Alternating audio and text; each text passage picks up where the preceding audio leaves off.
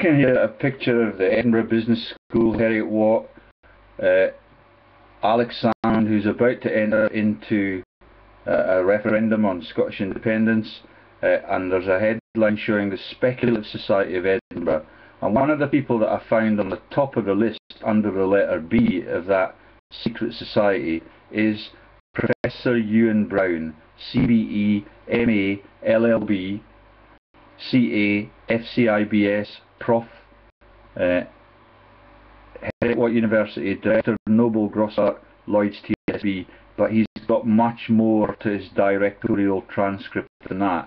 I'm now going to pass you over to Bowden, who's a forensic expert on financial services fraud, and he's going to show you how this guy helped to crash the banks and to tuck money away all over the globe in that malicious event in 2008, and they now do it on a daily basis from boiler rooms in the major cities in our august country.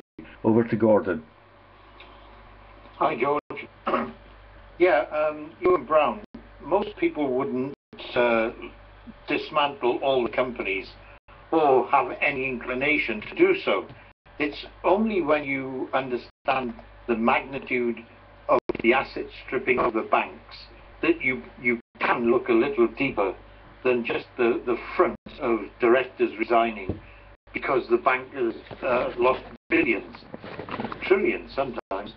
And it's when you see the companies where the banks have loaned them money, which become the toxic debt, that you understand exactly how, when you want to control robbery, all you have to be is a member of the board of directors. And I think this is an extreme example where Ewan Brown was a director of the Bank of Scotland PLC between, well, he was only there for 5 months, which was in 2009, and then Lloyd's Bank Pension for 4 years. These are the banks that ran toxic debt of billions, and you wonder where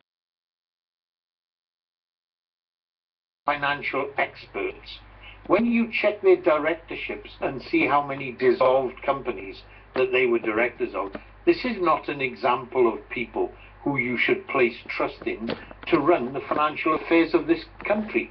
These are the people who should have been investigated for collapsing the banks, and yet nobody looks. Can I just run the listeners through the list of banks that he's involved with? So we've got TSB Bank PLC, yeah. Bank of Scotland PLC, HBOS PLC, Lloyd's Bank PLC, Lloyd's Banking Group PLC, Lloyd's Bank Trustee Services Limited, Lloyd's Bank Pension Trust Number 2 Limited, Lloyd's Bank Pension Trust Number 1 Limited. He was knighted for his services to Scottish financial enterprise. It's a joke. It's a joke, George. That is the truth. That within the last 3 weeks since we exposed him as a fraudster, he's gotten his knighthood from Her Majesty. Well, if you were to look at the companies again and run through the directorship history, I would ask anybody to go through the financials of Premier Oil UK Limited and its interlocking directors and see where the expanded network of a group of directors have control over a multitude of virtual oil and gas and mining companies. I mean, somebody could ask this newly knighted Right Honourable person, what happened to Caber Oil Limited? I mean, he was a director there from 1988 to 2005, and yet when you check the financials, no financial documents were filed. It's a dissolved company. And when you look at Premier Oil, I mean, I said the people involved in this are expert at asset stripping, and that's what it's all about. And yet we stumble on time and time again with new boards of directors for banks, and all they're doing is passing it on to their friends, and their friends are complicit. And you have a limited amount of people to choose in the banking industry, and they're all as thick as thieves. That's our problem. So John Wood, though, the John Wood Group PLC is also listed in red here at this point on the graph, on the image. John Wood is an executive at BP for several decades. He is involved in the production of real oil. Yes, look, don't get me wrong. If we're to look at BP, people would look at BP and say, oh yeah, we got BP oil. But they're not looking at the infrastructure which enables the board of directors of BP to channel funds from a parental company into subsidiaries. And that way their tax accounts, where the payment is made back to the British economy, is diluted, because what they're doing is moving money to subsidiaries all over the world. Those places that they're sending vast amount of capital will be channeled to closed accounts in the British Virgin Islands, Barbados, Panama, Cyprus, all these places where very few tax authorities and financial authorities can gain access. It's just a maze of snakes and ladders in order to hide money that they've stolen. It's billions, hundreds of billions, trillions. Okay. You know, one thing that I try to do is overview the financials of a company and see where the asset drain is. You know, if you have a company like Premier Oil Limited, which is registered in Edinburgh, and look at the financials for that company, it's got a net worth of 137 million, but it's got liabilities of 172. But the assets are declared at 345 million. But what the people are not looking at is the assets, unexplored areas of sea that they claim has revenue in that block. It's not yet been pumped to the surface, and it's not yet been sold. So they can calculate a net worth of an asset based upon smoke and mirrors. And this is how they manage to do a cash bleed of a parental company's assets over a long period of time. I follow that, Gordon, so thank you for that. And I've now scanned a little bit further up the page to a company called Lothian 50, and we've covered this before, but if you can just explain that is what you would call a Ponzi scheme. I believe it's located in Earl Grey Street in Edinburgh. But as soon as you saw the Lothian and the numbered company, it made your hair stand on end, I think. Well, the thing with Lothian that I assume is interlocked to Lothian Road in Festival Square in Edinburgh is that you're looking at multitudes of companies where they're running from a business address. This is not a business address where they'll have the company name parked outside. This is an accountant's office. An accountant's office that structures 500, 600, maybe 200,000 companies, but nobody ever checks. Nobody. There is no due diligence. This is a free-for-all for a sequence of, or a syndicate of people who have been given free rein to steal billions, and they are.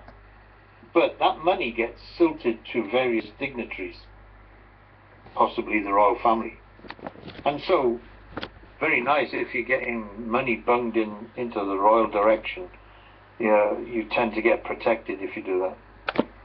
Okay, so that's covered sort of all of Ewan Brown's holdings, but up near the top in green on that list we have Stagecoach, one of Britain's biggest companies. It's actually globalised, it's in China, it's in Australasia. Well, where do you think that these companies involved in the fake oil and gas and mining companies are? Mainly Australia, Canada and China. So that's where the virtual mine or the mining outlet is reputed to be, but it's just a hole in the ground. Is that what you're referring to there? No, I'm not referring to that. What you tend to get is the major mining companies and oil and gas companies have vast amount of tracts where they remove the oil.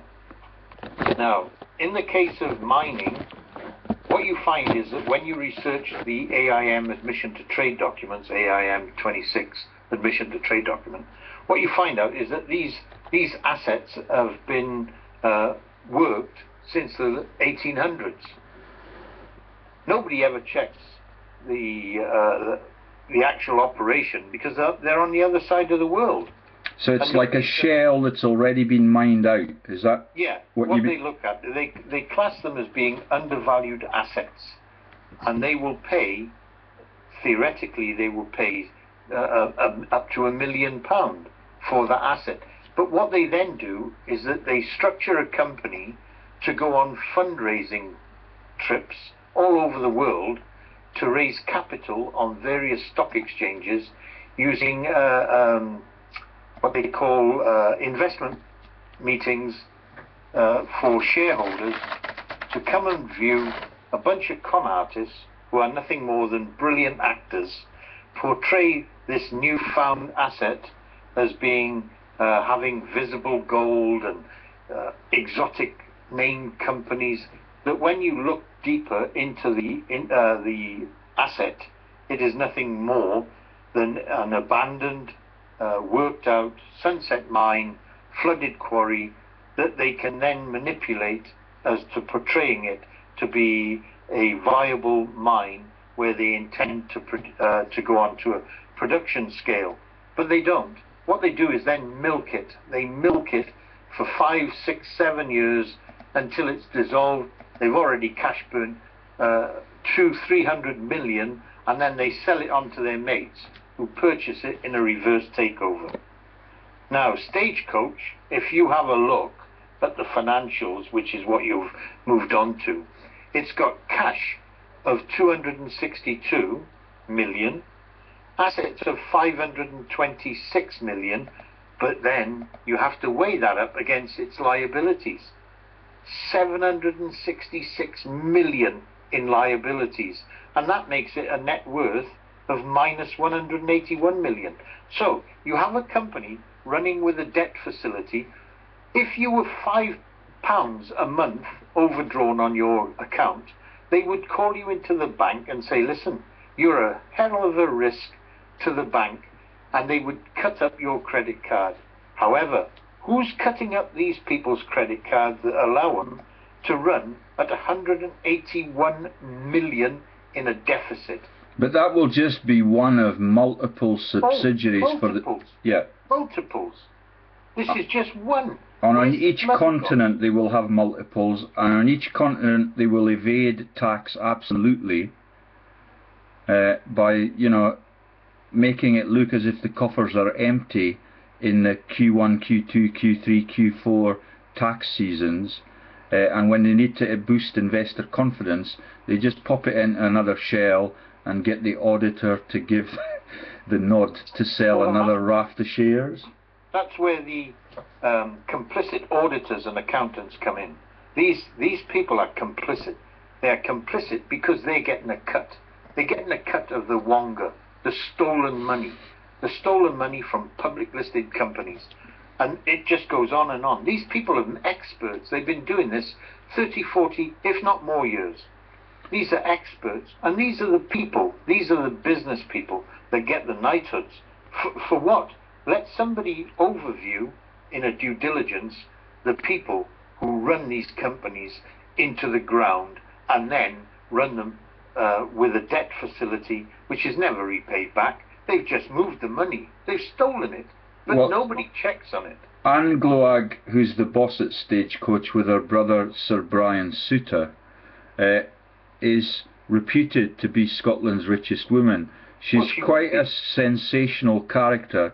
Using a legal firm called Levy and McRae, she has been able to win exclusive access to all of the land on her massive estate in Perthshire. Scottish citizens and casual visitors no longer have the right to roam there, so that is a vicious precedent in Scottish law. Everywhere in Scotland, provided you do not damage the territory or walk into private places like gardens or, you know, balconies for the house, You have the right to roam in Scotland's wilderness. This woman has removed the right of every UK citizen and international visitors to do that. It's a nasty precedent, but she runs a variety of charitable things. Oh, that's the best way to disguise it. Yeah, and the best thing to do is appear to the general public that you're giving back and you're fundraising for a charity. However, charities are an ideal way to run money laundering operations, if you didn't know. Absolutely. So she runs an operation called the Mercy Ships into Africa, where medics are given tax breaks to go to Africa.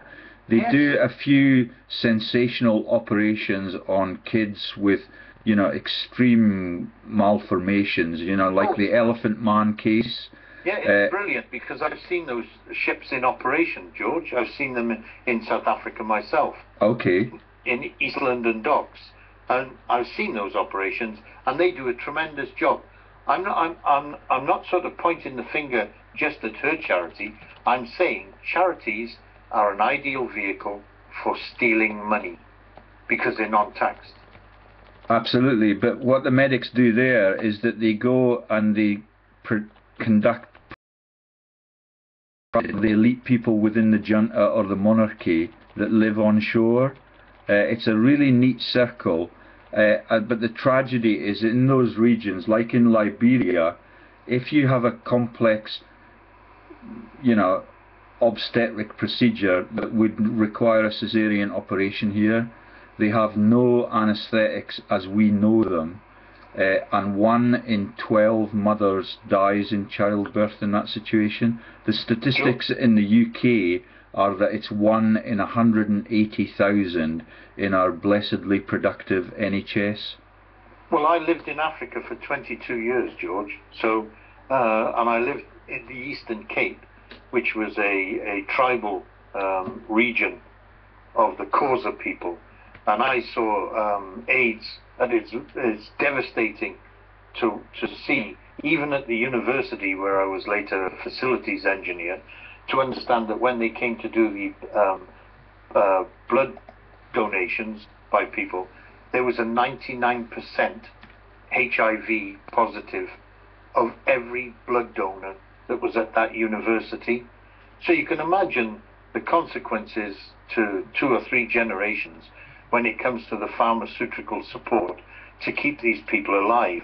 And I've been to the churches in rural locations where I used to fish on the coast and seen the devastation of a rural population, you know, villages wiped out with AIDS.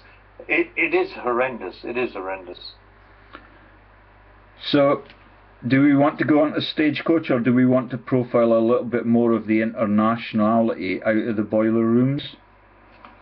Brian Souter was the focus for your earlier comments. I'm not sure if you've got something to add to him. It's reputed that up to 40% of some of the Virgin subsidiaries are funded by the Stagecoach empire and these people, but when you look at the actual directorate of the Virgin empires, Richard Branson himself is no longer a director. He dropped out in the very early 90s. So it's very difficult to get at the ownership, and you know, you see all the ructions in the press about winning huge contracts from the British government for someone who lives permanently in a tax haven called Necker. That's Branson. Yeah, I mean, if you were to refer to Anne Heron Globe and look through her, she has 105 appointments. However, when you want to search those records, what you find out, there's only about 20 listed. And this is room for anybody to start dismantling their overall, you know, coverages of directorships in various companies, like Paradigm Asset Management Group Limited. What you have to do is dismantle those companies.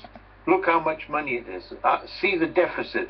See how much cash is being moved to subsidiaries under a slightly different name, and who those companies as an asset management group lend money to. This is what people don't ask, because they've got no concept of the magnitude of theft from our banks and financial institutions. None at all. Well, I mean, we could illustrate that for the Lothian 50 company. They are based in Earl Grey Street, Edinburgh, but can you remember when we looked at where their secretarial services come from, we discovered that they're coming from places as far afield as Florida, Latin America. And so it's an ideal vehicle to move money to offshore accounts. And that money is then written off as to make a tax deduction which comes back into our economy. Nobody's asked, George. This is a syndicate of the super rich who are extracting the urine out of the people who don't have the time or the inclination to do any checking. It's only when you check and you uncover what we've uncovered, and I've been doing this for a long time, and trust me, it's at the tip of the iceberg. It's trillions of pounds that gets silted out of this economy and robbing banks by an elitist group. That's what it is. We've hit on Ewan Brown as a particularly unlucky individual just because his name happens to begin with the letter B and is at the top of that secret society.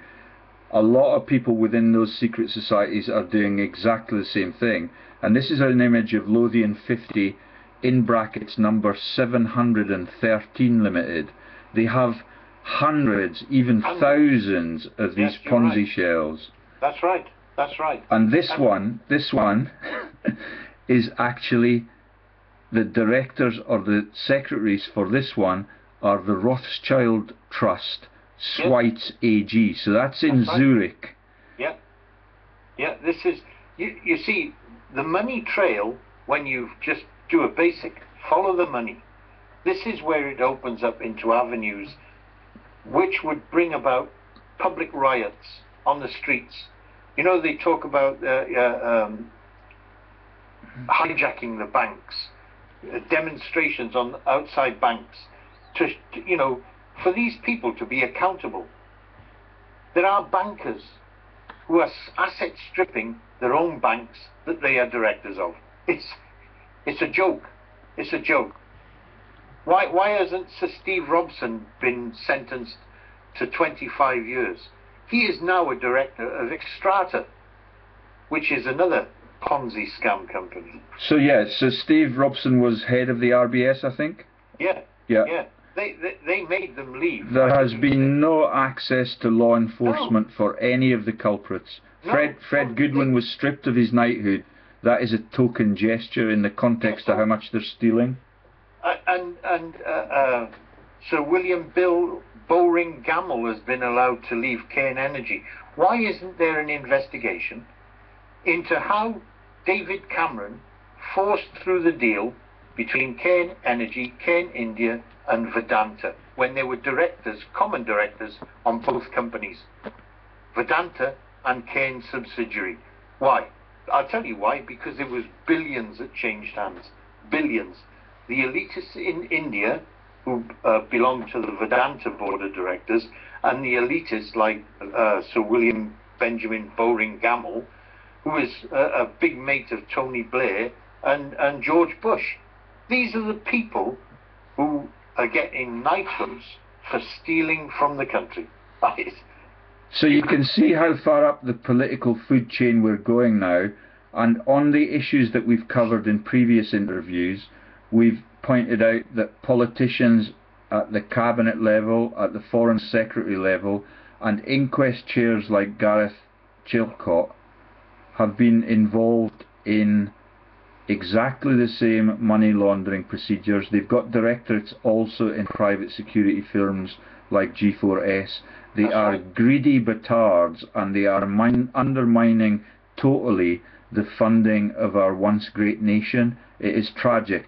But I think we'll stop there because that's 20 minutes now on that topic, and we'll move on to something else. Thanks ever so much, Gordon. Pleasure.